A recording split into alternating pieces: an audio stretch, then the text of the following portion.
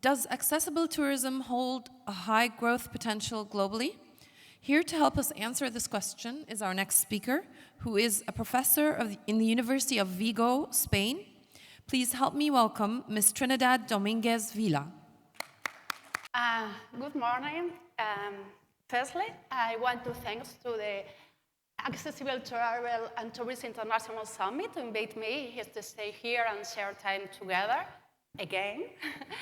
The last year, I have to answer a question. Is the accessible tourism a real market opportunity? The answer was yes, of course. And this year, I have to answer a new question. Does accessible tourism hold a high growth potential globally? To try to answer this question, I divide the presentation in three main blocks. The first, we have to speak about the demand. The second, the global framework. And the last, and most important, the estimations model. About the demand. If you remember, the last year we used data that the 31% of the population is beneficiaries of accessible tourism. Why? And the first, we have a very important group that is people with disability that is around 1.3 billion in 2023. Then we have the elderly people. Elderly people is a very important segment. Why? The world population is aging, and more than 35% of people with more than 65 years has a disability. And then we have other beneficiaries of disability. But I am from the academic world, and all of this data is about estimations. And in the academic world, we always have to try to work with exactly numbers. For this reason, I have this map. This is the data about people with disability in the official records and official source.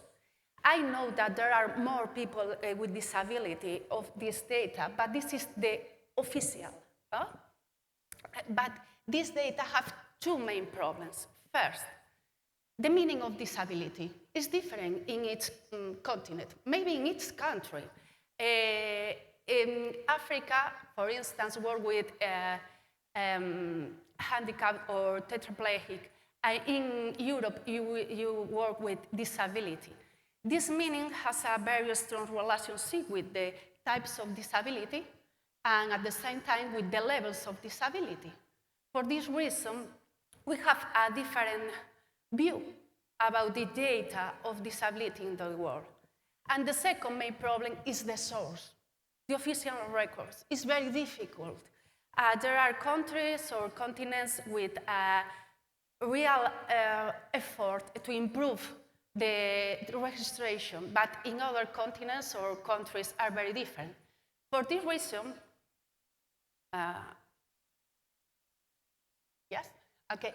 We can see the different. Europe and Australia have a highest number of people with disability because they improve a lot the efforts for programs of people with disability. In the opposite way, you have Asia or Africa that had less level of people with disability.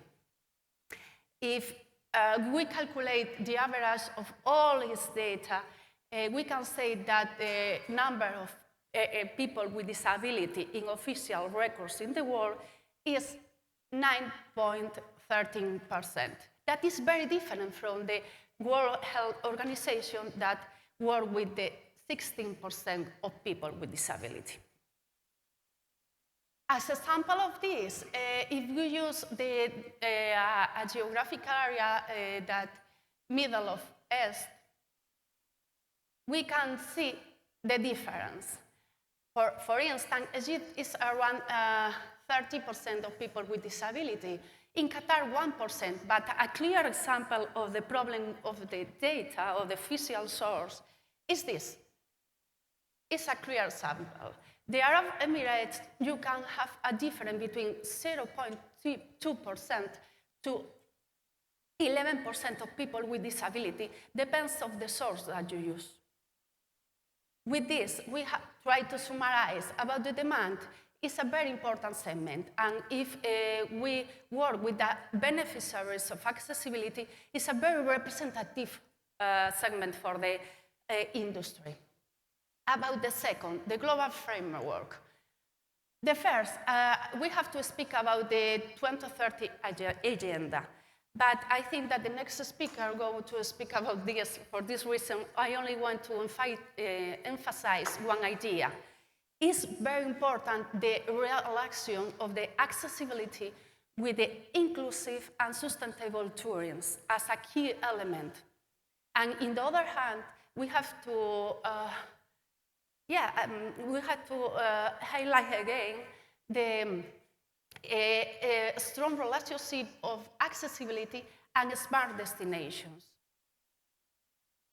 Then the Convention of the Rights of Persons with Disability, and the last is the market trends. First, as I said before, the important segment of beneficiaries of accessibility: family with children, elderly people, people with temporary restrictions. About elderly people, I'm sorry, but it's very important, this idea, because it's growing. They have a lot of time, and they have money to travel. Other important idea is that the accessibility has a strong relationship with the quality of the service, and sometimes with the luxury of the service, and the relationship with the social responsibility of the companies and with the sustainable. And now I want to apologize. I'm sorry. I have to speak about more data, more data. But sometimes, no, a lot of times, data is so boring, but it's necessary that I explain this. The estimation of economic models. We use our original stage, that is the market potential of increasing accessibility for disabled tourism model that designed the Eurostat. This is a good model, but has two important problems. The first problem is only focused on Europe, okay? And the second is 205, 20 years ago. I used this in a research. I try to explain. It's very simple. To estimate the profits or benefits of the accessible tourism for the industry, they use a general accessibility demand, but say that only the 70% of people with disability has the physical and the economic possibility to travel or capacity to travel. Then use a multiple effect of friends and family. People with disability always travel with a 0.5 friends or two families. Now, I think that is two different researchers, Simon Darcy and another, I can't remember the name, that work with a new, say that the multiple effect is between 0.5 and 3.2. And then they calculate the total potential market and the minimum expenditure per person and vacation. We understand that this data is from 2005, and we need to change and propose a potential tourist revenue. To calculate the stage nowadays, we propose three different stages, from the more positive to the more negative or restrictive. For the first stage, we use now the total estimation of people with disability. We use the official record of people with disability, 9.12% of the total of population, and about the minimum expenditure per person and per vacation. It's very difficult to find this data. We use only from the ONCE in Spain and the European Union. We calculate the average, and we can say that the minimum expenditure per person and per vacation is 819.32 euros. with this, we can have a very positive potential tourism revenue that is more than 1.2 billions of euros, and the more restrictive that is more than 500,000 millions. Okay, this is very positive. We go with the second stage. In the second stage, we use the data from the World Health Organization that say that is not the official record, is the estimation of people with disability. And we understand that, okay, maybe in Europe, the 70% of people with disability have the economical and the physical capacity to travel. But in Africa and South America, we know that the capacity is different. For this, we calculate the real capacity.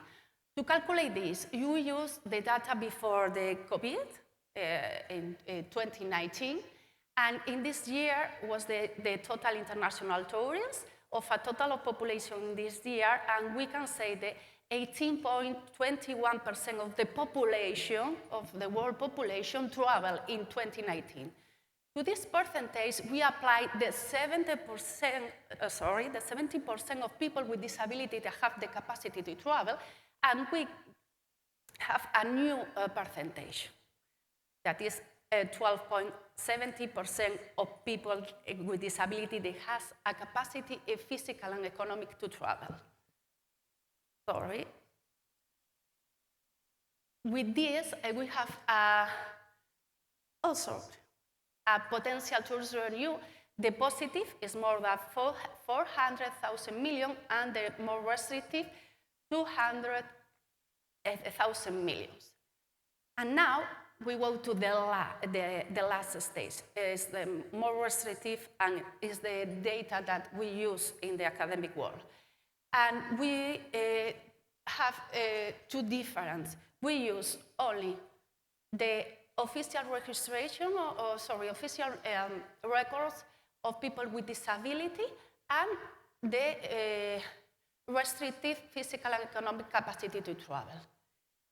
The total potential tourism revenue is between positive, more than 200,000 millions, more restrictive, more than 100,000 millions.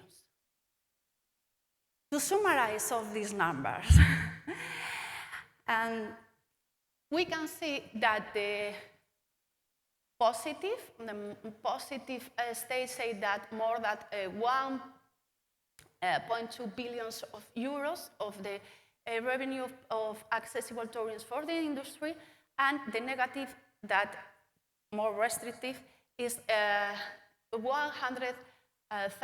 more than 100,000 millions of euros. If we compare with the total of international tourism revenue in 2019, the accessible tourism in the more restrictive stage represent more of the 10% of the total of the tourist industry. That is very representative. We calculate the same model for the United Arab Emirates, and in the more restrictive, that is 176 millions, and the more positive, that is more than 1,000 millions. In this case, represent around on the 5%.